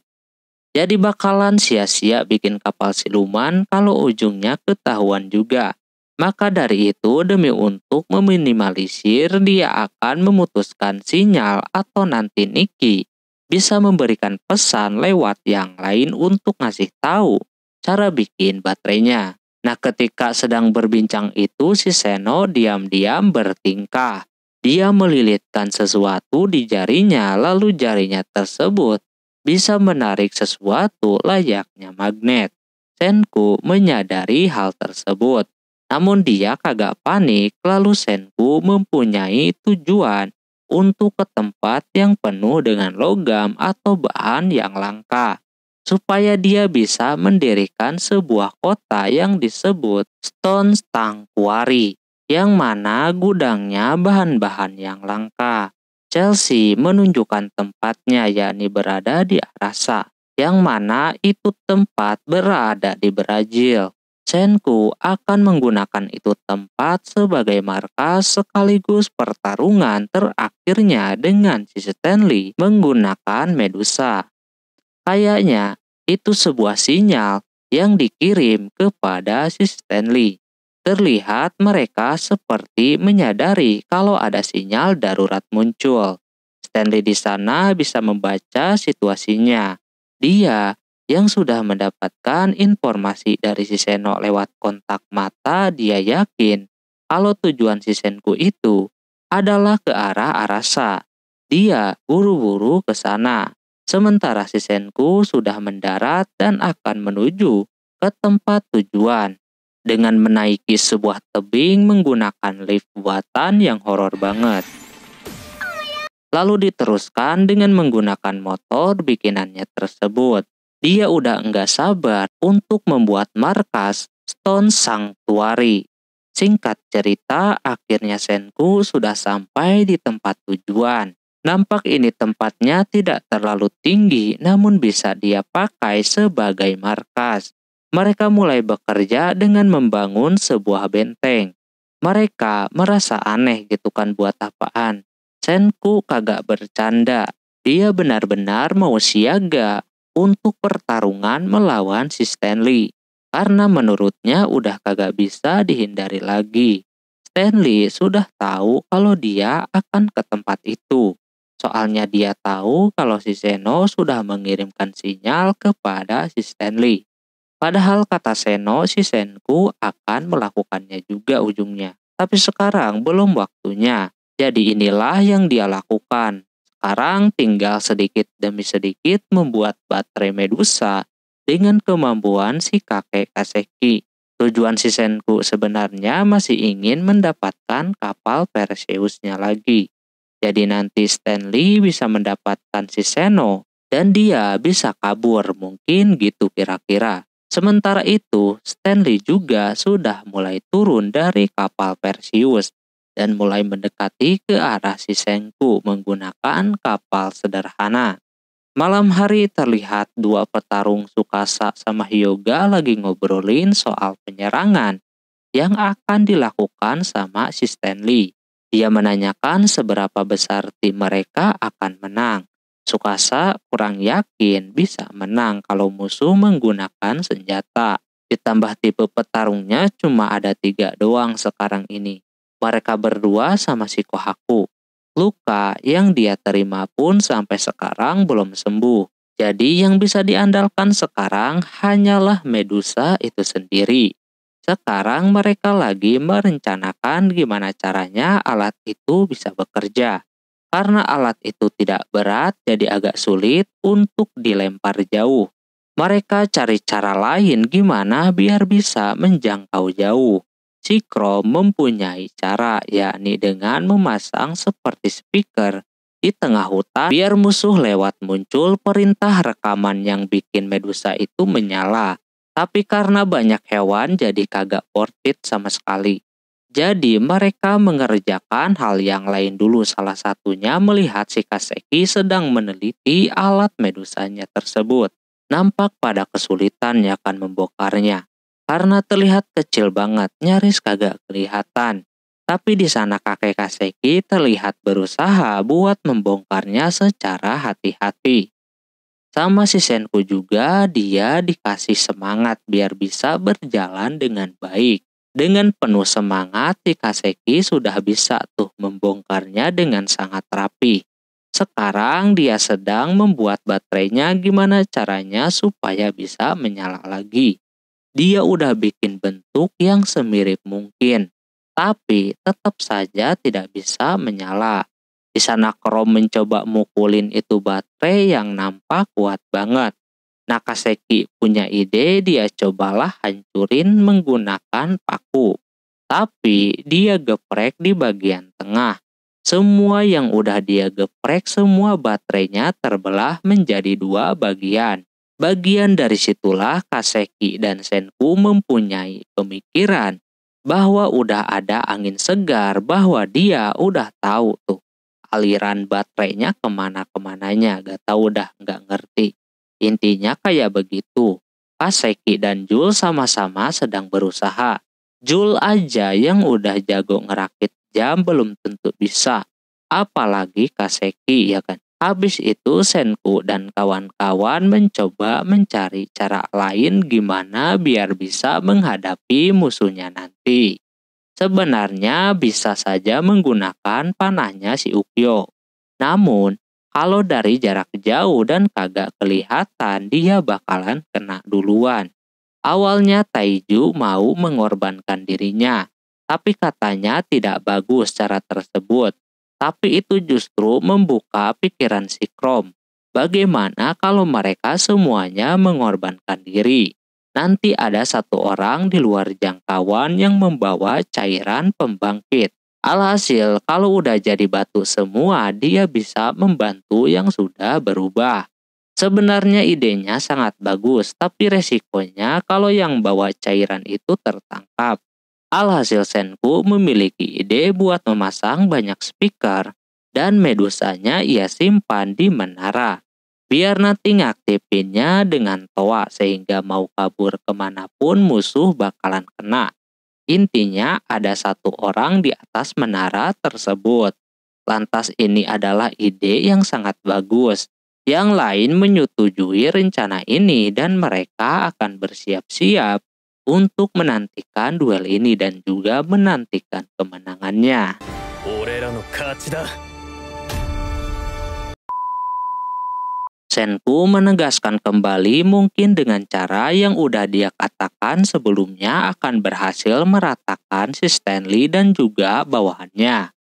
Dia membutuhkan orang yang akan membawa cairan pembangkitnya, yaitu Senku menunjuk kepada si Suika buat bersembunyi sejauh mungkin. Suika siap-siap aja kalau urusan ngumpet Suika adalah jagonya. Namun yang lain meminta untuk ada yang menemani si Suika ini, karena berbahaya juga kalau sendirian. Di sana si Francois bersedia untuk membantu si Suika, karena dia jago dalam hal melayani, takutnya terjadi sesuatu dengan si Suika atau keadaan sekitar. Francois jadi bisa menanganinya. Setelah mendapatkan persetujuan, Suika bersama Francois berjalan menuju ke dekat sungai, karena mereka akan mengumpet di sana. Francois merasa kalau si Stanley sedang berada di hulu sekarang ini. Tak lama kemudian, Suika melihat dari atas pohon bahwa si Stanley dan yang lainnya sudah mau menuju ke sana. Mereka berdua cepat-cepat bersembunyi. Di situasi saat ini mereka kagak bisa menggunakan sinyal teleponnya. Nanti ketahuan ya kan keberadaannya. Ketika Stanley sudah masuk ke area hutan, di sana Suika melihat si Ginro dan juga si Matsukaze. Dikala sedang memantau ada laba-laba yang mematikan yang mau menyerang mereka berdua. Tapi karena keduanya udah menggunakan minyak semut yang waktu itu, laba-laba tersebut enggan menyerangnya dan malah menyerang satu bawahannya si Stanley. Sampai tidak bisa bergerak gara-gara digigit sama itu laba-laba. Suika auto kasihan melihatnya. Dan kebetulan juga si Senku memberikan ramuan. Tapi udah dicampur-campur di atas sebuah kapas jadi tinggal ditempel saja kepada lukanya.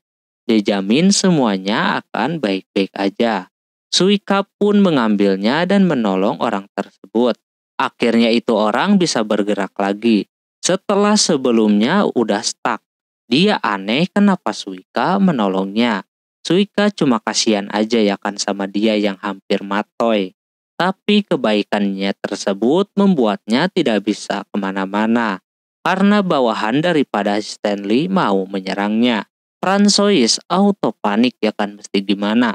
Suika auto mabur dari situ dan Francois berpikir gimana caranya dia keluar dari masalah ini. Sedangkan dirinya kagak ada basic kemampuan bertarung.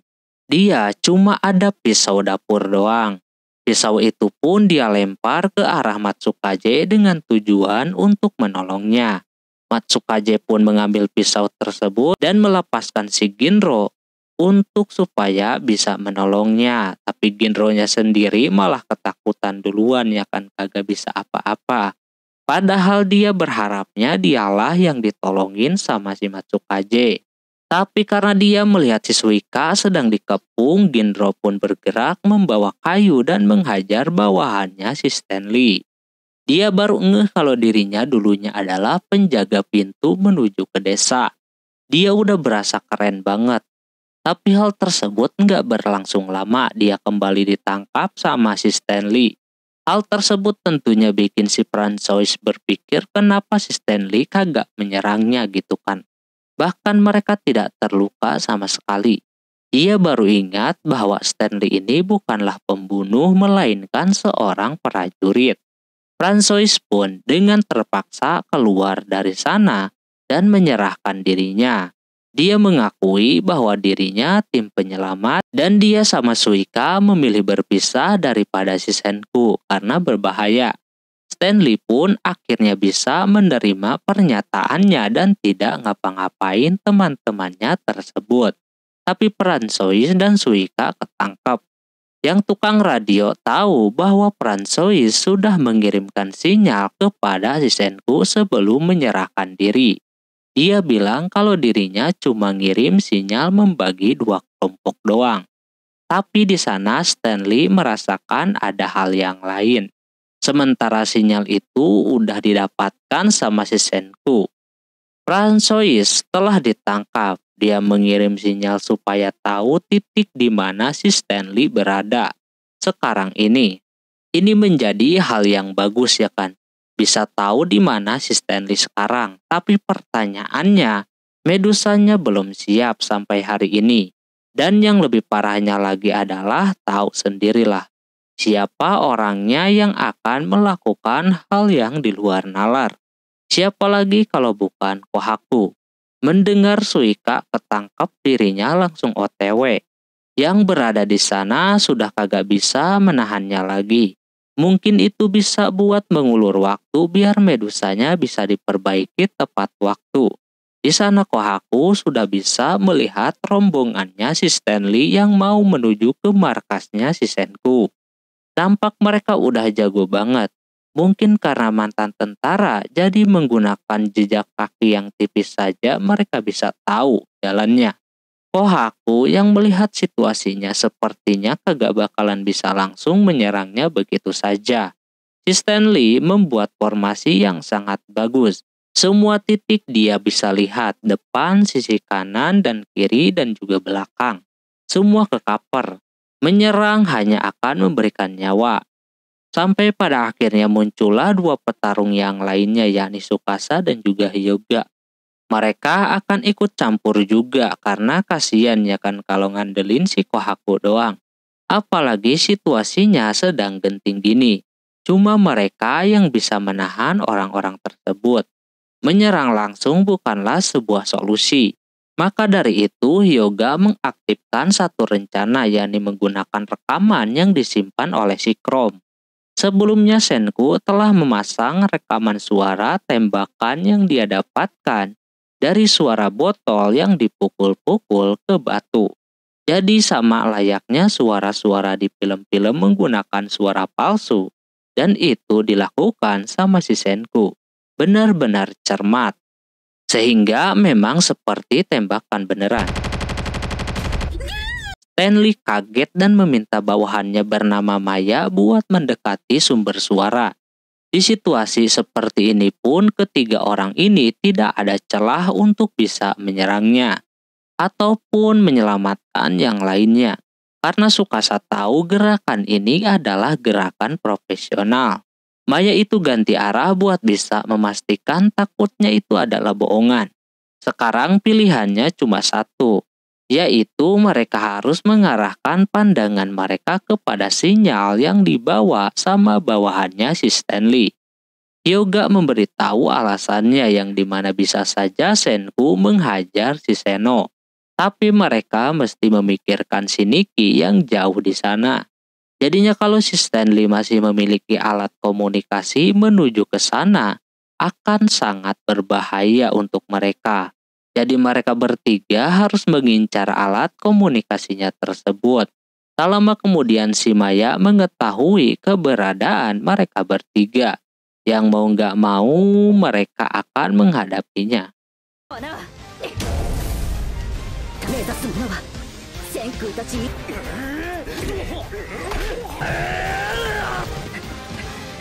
Si Kohaku yang kebagian lawan si Maya dia baru ditonjok dan auto terpental. Seketika semangat Kohaku mulai berkobar.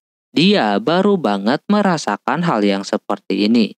Mungkin ini akan menjadi pertarungan terakhir mereka gitu kan. Tsukasa sama Hyuga membukakan jalan untuk Kohaku. Namun di sana Maya menghalanginya menggunakan pohon besar. Untung aja Tsukasa dengan cepat menahannya. Yang lain baru ngeh kalau itu adalah Tsukasa, petarung terkuat dari Jepang.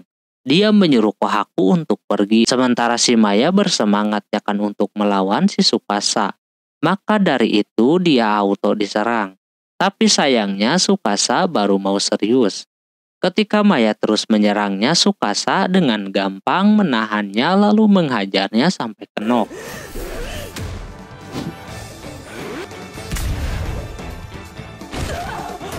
Tapi semuanya tidak begitu indah.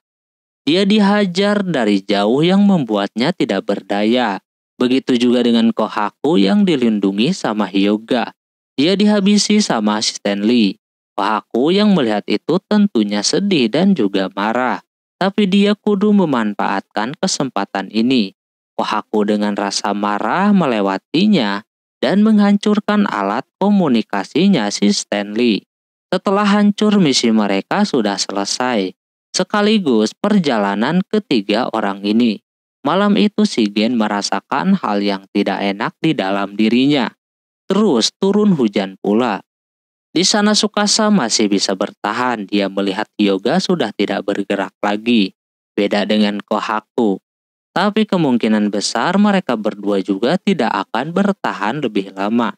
Mungkin inilah yang tidak mau oleh si Tsukasa pada dulu kala. Sama berbau ilmiah, padahal tidak semuanya jahat. Sekarang dia mengandalkan alat medusanya tersebut, karena sebelumnya dia juga pernah diselamatkan sama alat medusa tersebut. Tanpa sadar dia bergerak untuk membantu si Senku, dan sekarang dia sudah percayalah sama si Senku dan juga otaknya, supaya bisa menang, dan nanti bisa membantunya lagi.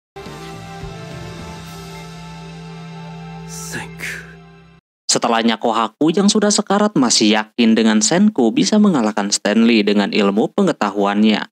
Di sisi yang lain, proses untuk memperbaiki Medusa belum juga berhasil sampai-sampai si Chrome sudah frustasi banget karena gagal mulu. Berbagai rencana sudah dipersiapkan sama si Senku dengan mengandalkan cairan pembangkit di dalam sebuah menara. Terus si Stanley yang sudah kagak punya alat komunikasi tidak gentar untuk maju. Dia mengajak yang lain untuk langsung saja menyerang. Soalnya yang kuatnya sudah pada tumbang. Sekarang tinggal mereka hancurkan saja markasnya si Senku. Dia sudah tahu alasan mengapa Tsukasa dan yang lainnya menghancurkan alat komunikasinya biar Stanley kagak berani maju. Si Ukyo yang sudah memantau udah melihat si Suika ditangkap. Itu berarti Stanley semakin dekat dan ketiga petarung terkuat mereka sudah kalah. Di satu sisi, si Senku yang belum bisa memecahkan masalah soal Medusa, dia menyuruh si Luna dan si Chelsea buat pergi dari tempat itu. Pada awalnya Luna kagak ngeh bahwa mereka disuruh pergi itu bakalan ada yang menyerang markas tersebut. Nah setelah perjalanan itu Chelsea yang sudah menyadari dari awal menangis gitu kan dan ngasih tahu si Luna kalau si Senku sebenarnya mau menyelamatkan mereka dari gempuran si Stanley. Dia yang kagak terima mau balik lagi namun terlihat markasnya sudah diserang oleh si Stanley dan juga kawan-kawan. Taeju yang mencoba untuk melindungi markas tersebut tidak bisa bertahan lebih lama lagi. Sehingga dirinya langsung gosong kayak begitu. Semuanya sudah kacau balau, Senku udah kagak bisa ngapa-ngapain lagi. Tempat penelitiannya pun dihancurkan juga sama mereka. Seno bilang kepada Ryusui kalau tim mereka akan menang. Kecuali memang timnya si Senku mau bergabung dengan timnya soalnya keduanya mempunyai tujuan yang berbeda. Jadi Ryusui menolak ajakannya tersebut. Walaupun jalan yang mereka tuju itu sulit, tapi dia yakin dengan ilmu pengetahuan yang si Senku punya untuk menyelamatkan orang-orang. Ryusui tidak bertahan lama di sana yang bikin Gen sudah mau menyerah. Tapi sayangnya tidak bisa. Stanley benar-benar pengen menghancurkan semuanya. Dikala Senku sudah mentok parah, di sana masih ada satu senjata lagi, yakni alat komunikasi. Sebelum tertangkap Rancoy sudah mengirim sinyal kepada yang ada di kota Jagung tentang cara membelah kristal dari si kakek Kaseki. Hal tersebut bikin Shijo langsung bisa melakukannya. Dia sangat terkesan dengan si kakek Kaseki. Dia ingin bertemu dengannya. Karena Medusa dari Shijo sudah berhasil, Senku cuma punya satu pilihan, yakni membuat bumi kembali membatu seperti pas Waiman lakukan. Walaupun memang jalannya tidak semulus itu, Brody yang sudah tahu soal rencana timnya si Senku mengambil alat medusanya dan menghancurkan alat yang lainnya. Karena menurutnya itu alat sangat berbahaya. Dengan terpojok timnya Shiniki dan kawan-kawan, akhirnya Senku mengirimkan pesan menggunakan sandi Morse kepada Minami karena memang mereka mempunyai headphone yang sengaja mereka pegang. Karena sudah mendapatkan perintah dari si Senku, mereka pun langsung saja melawan dan menghabisi bawahannya si Brody. Magma dan Mo sangat tertarik ya kan, karena udah lama mereka diam terus.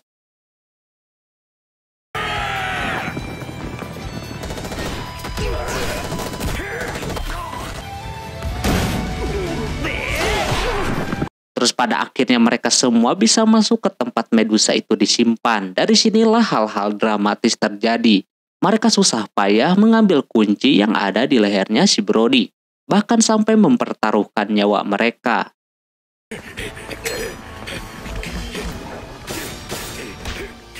Untung saja Magma masih bisa membuka itu kotak, walaupun dirinya tumbang juga. Dikala Brody berasa semuanya sudah berakhir, tiba-tiba saja muncul si Jul yang masih bisa bertahan. Tangan dia berhasil masuk satu di sana, yang dimana dia sedang memegang earphone untuk mengeluarkan suara si Senku. Memang awalnya Brody berasa bahwa mereka sudah menang, tapi mereka nggak tahu kalau si Jul megang earphone. Maka dari itu, karena itu mengeluarkan suara, alhasil Medusanya aktif yang membuat semuanya menjadi batu lagi. Yang kemarin adalah Waiman yang suaranya mirip dengan si Senku. Kini Senku yang asli melakukan hal yang sama untuk menolong umat manusia. 12 million 800,000 meter 1 second.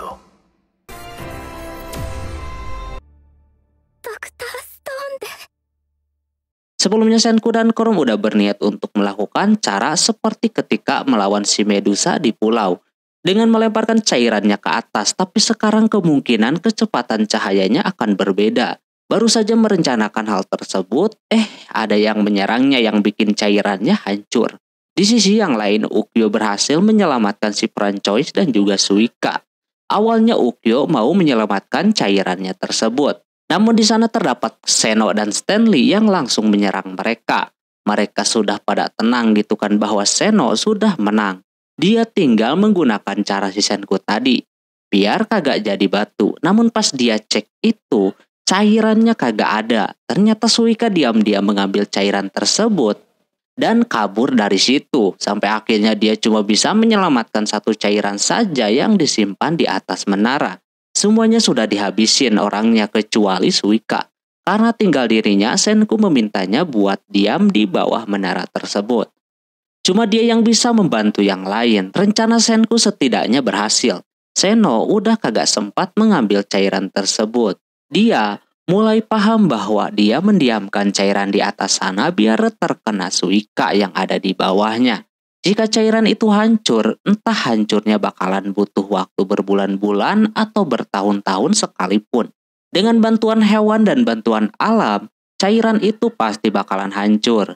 Stanley tadinya mau menghancurkan itu cairan dengan keberuntungannya. Kalau jatuhnya ke bawahannya, yang ada di bawah sana, cuma dia mikir lagi, kalau dihancurkan dan gagal, kemungkinan kisah ini kagak bakalan lanjut. Lagian si Senku juga udah belajar banyak soal ilmu pengetahuan yang dipunyai oleh si Seno. Kemungkinan besar kalau dia bangkit lagi, mereka berdua akan bekerja sama demi untuk sahabatnya itu dia kagak melakukannya dan memilih untuk berdiam diri. Dengan begitu semuanya pun berubah menjadi batu, termasuk rekannya yang ada di tempat yang lain. Mereka pada menunduk biar kagak rusak ketika menjadi batu. Cairan yang harusnya bisa dimanfaatkan oleh si Luna malah dibuang ke bawah, jadi wassalam lah semuanya. Setelah berubah semuanya bertahun-tahun, berbagai musim sudah terlewati, sedikit demi sedikit cairan itu mulai bisa retak dengan bantuan geraman hewan buas dan juga bantuan dari alam, yakni suara petir yang sangat besar yang membuat cairan itu hancur dan terkena Suika yang berada di bawah sana.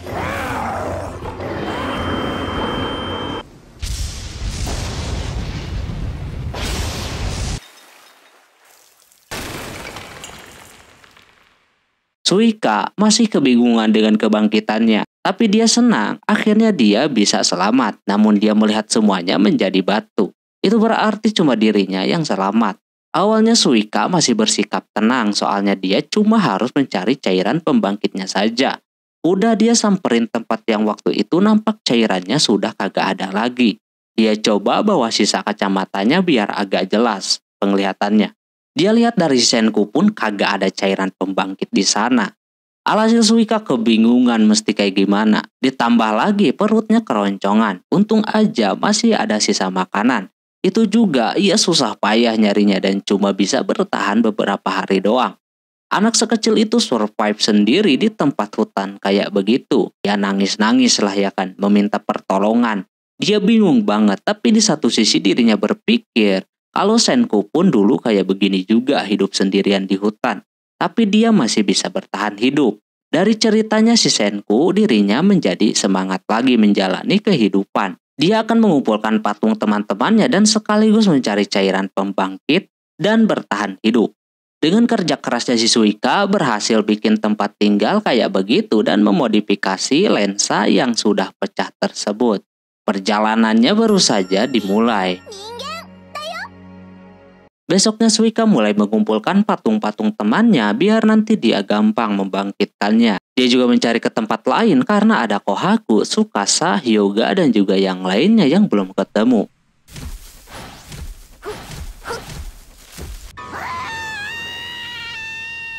Di tengah lagi nyari dia menemukan Matsukaze Fransoi sama si Ginro. Suika auto ngobong sendiri di sana lalu dia bawalah ke markasnya. Di tengah itu kagak sengaja patungnya terlepas di bagian tangan. Alhasil dia mencari lem di kantongnya milik si Senku. Untungnya masih ada ya walaupun udah kagak melekat lagi. Tapi dia ikat menggunakan tali. Habis itu Suika mencari lagi keberadaan si Kohaku. Tak perlu membutuhkan waktu yang lama. Dia berhasil menemukan ketiga orang itu. Suika langsung memeluk si Kohaku lalu membawanya ke markas. Dia merasa sangat capek kalau membawa jauh kayak begitu. Tak lama dia keinget dengan motor ya kan, kalau dia bisa motor mungkin lebih ringan lagi. Karena mikir ke rodanya alhasil dia mengambil bannya yang telah disimpan oleh si Senku di bawah tanah. Dan Suika membuat sebuah gerobak biar kerjaannya serada ringan. Sehabis bikin itu memang bikin kerjaannya makin ringan lagi. Tapi tetap aja di sana Suika masih merasakan kesepian. Dia masih belum bisa menemukan cairan pembangkit itu berada. Alhasil Suika cobalah lebih tegar lagi menjalaninya dengan mencari makan seperti ikan dan juga melakukan yang lainnya. Habis berkelana si Suika keinget sama si Chelsea dan juga si Luna yang belum ia temukan. Siapa tahu mereka berdua memegang satu ya kan. Alhasil Suika pun mulai mencari kemana-mana. Dia cuma mendapatkan petunjuk bahwa si Chelsea ke arah yang berlawanan dengannya ketika pergi. Setelah beberapa hari kemudian dia mencari sambil membawa ban motor. Dia kagak sengaja menginjak botol cairan yang langsung tanpa basa-basi ia naik ke atas sana. Pas dia lihat nampak keduanya sudah kagak mempunyai cairannya. Yang dimana? Yang tadi jatuh itu adalah salah satunya yang mereka pegang. Karena tidak ada cairan yang tersisa, otomatis Suika harus membuatnya dari awal. Tentunya sangat berat baginya, tapi Suika di sana tidak akan menyerah begitu saja. Dia akan mencoba. Dia mengambil kertas di kantongnya Senku lagi. Di sana ada tata caranya, ada beberapa cara yang bisa dia ikutin. Ada cara cepat dan juga cara lambat. Karena kagak mau yang lama, jadi dia coba yang sebentar dulu. Pas dia baca-baca memang Suika jago bahasa Jepang, tapi tetap aja dia kagak mengerti gitu kan. Tapi dia coba pahami satu persatu dan juga mengikuti apa yang dia ingat ketika si Senku membuatnya. Sudah melewati beberapa tahap yang sangat sulit, Suika tidak mampu membuatnya. Dia tidak putus asa begitu aja. Alhasil dia mau nggak mau menggunakan cara yang lama, yakni dengan menggunakan kotoran hewan.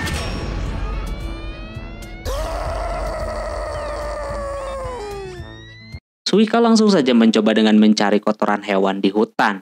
Dia butuh banyak banget, karena kagak mungkin dia kepikiran dengan cara lain lagi. Kebetulan di sana si Chelsea pernah bikin peta gitu kan. Jadi dia ke tempat sarang burung gitu yang dimana di sana kotorannya banyak banget dan sudah tercampur sama batu.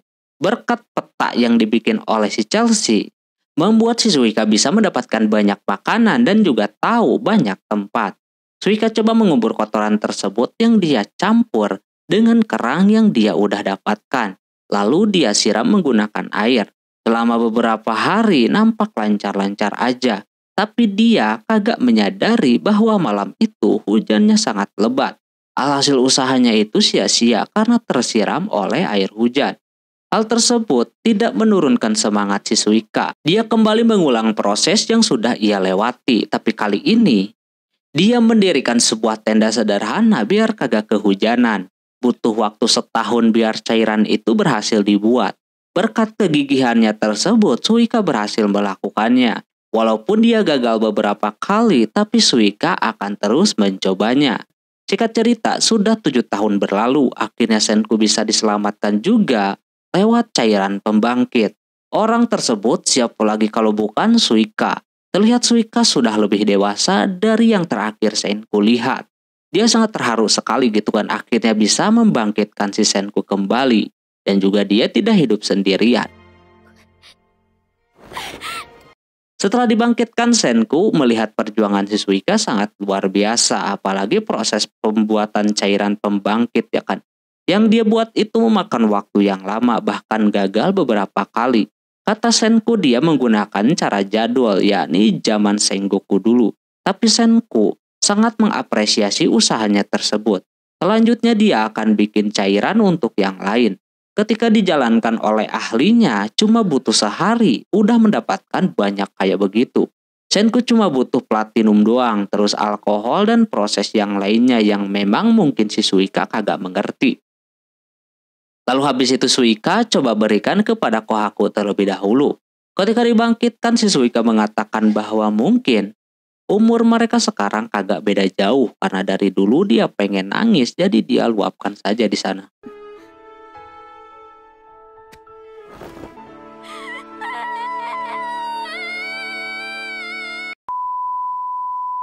Selanjutnya mereka berdua membangkitkan teman-temannya yang lain sehingga bisa berkumpul kembali. Terlihat kakek Kaseki setelah dibangkitkan tubuhnya menjadi ringan lagi dan membuat si Chrome berpikir soal umurnya yang masih segitu aja. Tsukasa yang baru bangun mempertanyakan soal si Hyoga. Apakah dia bisa diselamatkan? Pas dicobain sama si Senku itu dia masih bisa selamat. Hal tersebut menyimpan kecurigaan di benaknya si Tsukasa. Karena semuanya sudah berkumpul, apalagi udah ada Hyoga dan Tsukasa, semuanya menjadi gampang. Makanan sudah terjamin semuanya. Malamnya mereka makan bareng-bareng.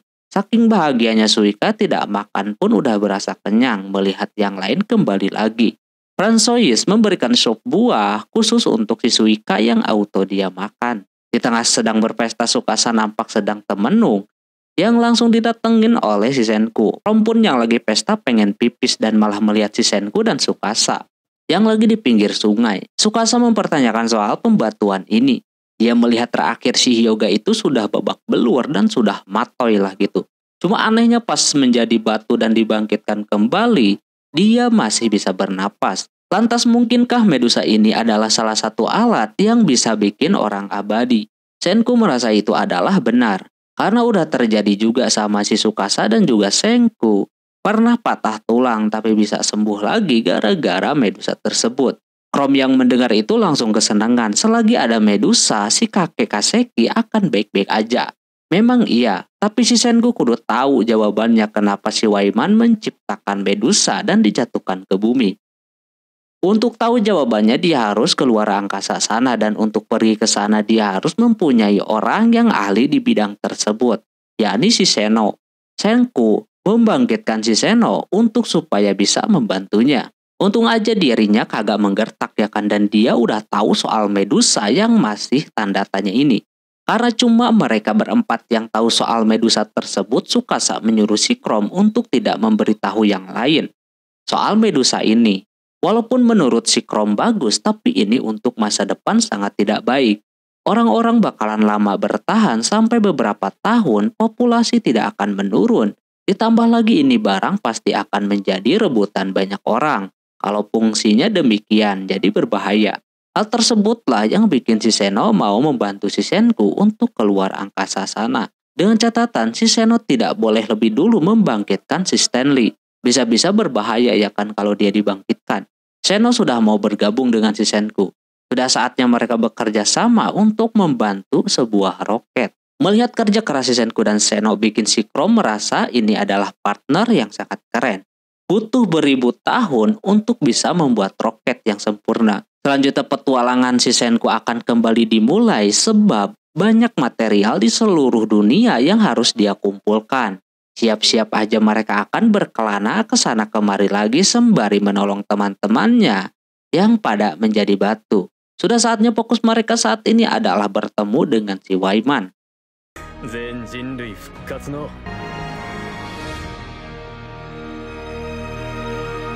そそるぜこれは。 Oke, mungkin segitu dulu untuk anime ini. Mohon maaf bila ada kesalahan dalam penyebutan nama, tempat, atau yang lainnya, dan sampai jumpa di anime selanjutnya. Jamata nih, bye-bye.